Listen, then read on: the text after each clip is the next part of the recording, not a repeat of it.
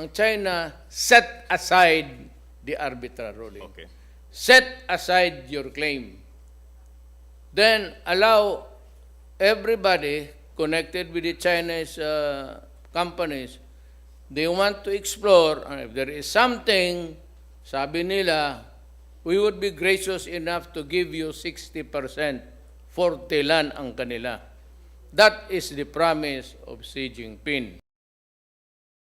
Kasi yung exclusive economic zone is part of the arbitral ruling which we will ignore to come up with an economic activity.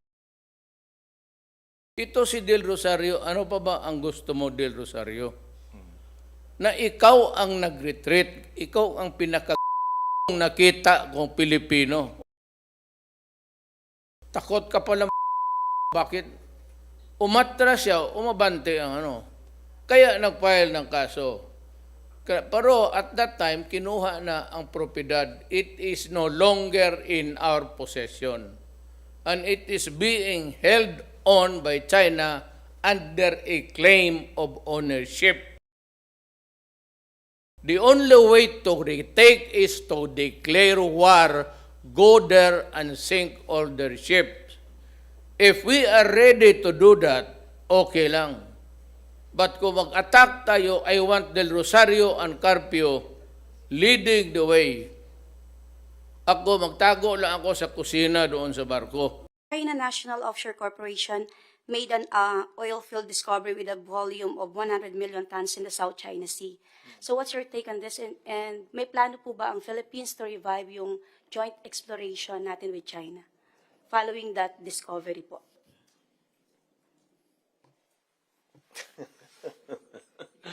Well, look, once again, the sovereignty and the sovereign rights in our territorial jurisdiction remains key in all of these talks, and we cannot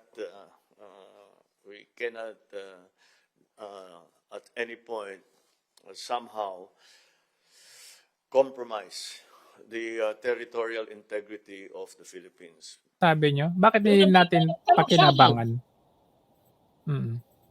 May nagtanong sa akin, kung ganun pala, wala na tayong pag-asa dyan sa South China Sea dahil halos lahat dyan sa China na. Sabi ko, hindi. Inopera nga tayo ng China ng 60-40 eh. Gastos nila, equipment nila, sila magde-develop, lahat kanila. Pero sa fruits of the 60-40. venture, 60%, tayo pa laban. Wow. 40 lang sa kanila. Ano nangyari? Kasi dalawa lang dalawa lang. Dalawa lang ang pwede mangyari where exclusive the economic zone can operate in the territorial sea of another country. One is, sabi nga ni Duterte, they're in control of the territory. We can get that territory by war. Siyempre, ayaw natin yun. Diba? That's the first. The second is through diplomacy. Because if the owner of the territorial sea allows us to use their territory to share the economic benefits of their territorial sea, which we consider our economic zone, di walang gulo. Ay, hindi ba yun na nangyayari? Binigyan tayo ng 60%. Labang pa tayo, gastos nila lahat. Ayaw pa natin. Sinasabi pa ni Bobo Marcos, dahil sinimula nung bobo lamang si Teddy Boy Locsin, that it is in violation of our Constitution. You know what I said? You know what I told Teddy Boy Locsin? Fuck you. Inopera ka na 60% eh. Zero. Okay. You consider that yours? So you own 100% of that? Oh, pero hindi ka naman makapunta doon dahil itataboy ka? Oh, then Exactly. zero of 100%. Sagutin mo ako, Joe. Zero Mm. times 100. Ano? Zero. Di ba? Yeah. But if the guy who owns 100% is already offering you 60%, then 60% of something is 60%. Zero of nothing is nothing. Mm. Zero of 100% is nothing. Pero hindi ganyan mag-isip ang Pinoy. Dahil merong nakikialam, Joe. May bumubulong. May third party involved. Mm. Kasi alam niya, kung i-continue yung foreign policy ni Duterte, makukuha natin yung 60%. Pag nakuha natin yung 60%, the Filipinos will start asking, bakit nandito pa itong mga puti? Wala naman tayo nakukuha dyan. Exactly. Paalisin sila. Di ba? Yun ang kinatatakot ng US. Kaya habang bobo, habang duwag, habang traidor ang ating Pangulo, ginagawa nilang puppet. Oh. Pero, pag ang naging Pangulo dyan ay katulad ni Digong Duterte, ang maglalaro si Bye-bye. Duterte, hindi ang Kano. Di ba? Mm. Ang akin lang, Joe, simple. Bakit ba natin isinasampal sa mga Chino itong UNCLOS? I-apply natin ang UNCLOS doon sa walang didibate sa atin, doon sa kanan ng Pilipinas. Walang makikialam sa atin doon. Yes, Diba? yes. Ipakita ko. Pero Totoo. dito sa kabila, may kausap tayong Chino rito. May nakikialam na Vietnamese. May nakikialam na Malaysia. May nakikialam na Brunei. Aba, sumasama pa Indonesia. Ayan, O sino ba Philippine Sea. mandando? Sino ba mandando? Di China. Bakit ako makikiungklos sa inyo? Dito sa western side ng Pilipinas. Di ba? Meron tayo Yan sa ang- kanan Yan ang natutunan ko sa University of Washington. George Washington University. Kaya ang orientation ko sa diplomacy is conflict resolution. Ayusin yung gulo para makinabang tayo. Habang may gulo, habang may argumento, wala tayong makukuha dyan.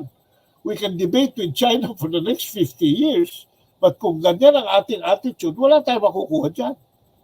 Ang opening statement pa lang natin, simple na eh. Ang yabang natin eh. Hoy! Hindi sa inyo yan! Patay ng box eh. We're even in denial of the existence of a conflict. We're even in denial of the existence of a dispute. How do we go forward?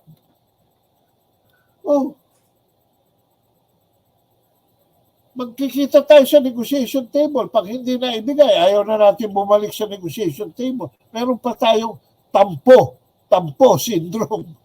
Lalo tayo wala makukuha. My God. I always tell these people, even these friends of mine sa foreign affairs, paano nakakuha ng Vietnam yung 2-dash line?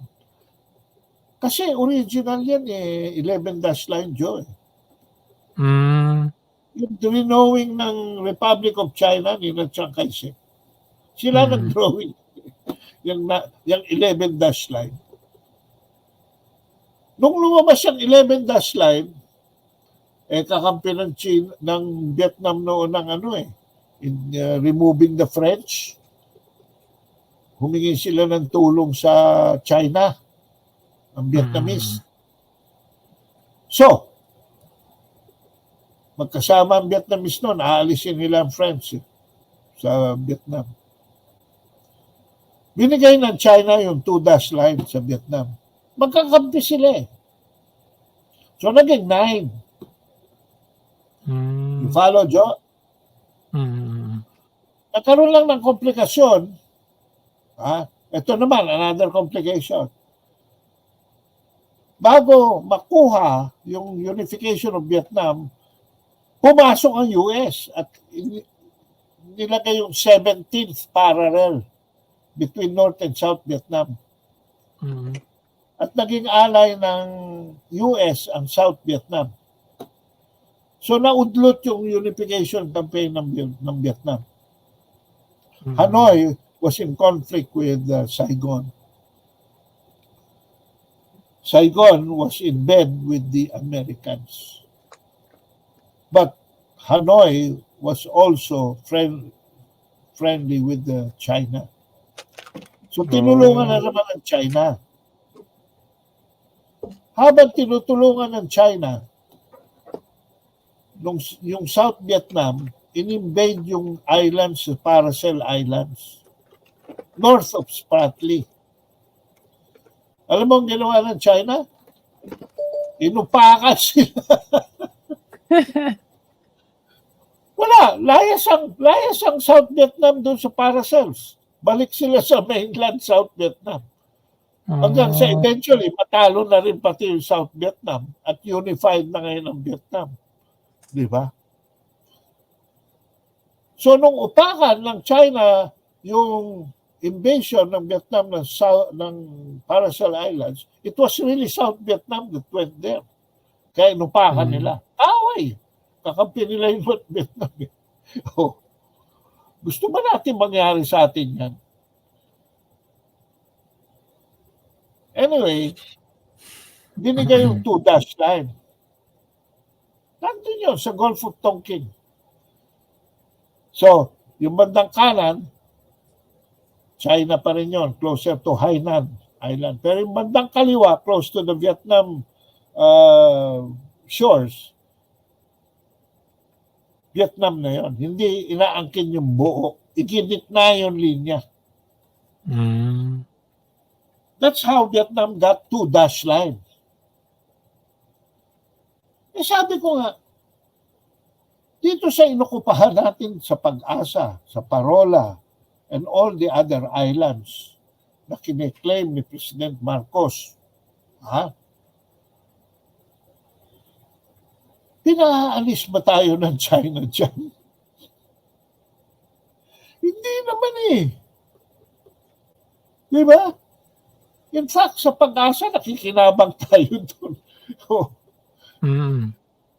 Even though China claims it as their territory, hindi tayo pinaalis. Kasi nasa nature ng Chinese yan eh.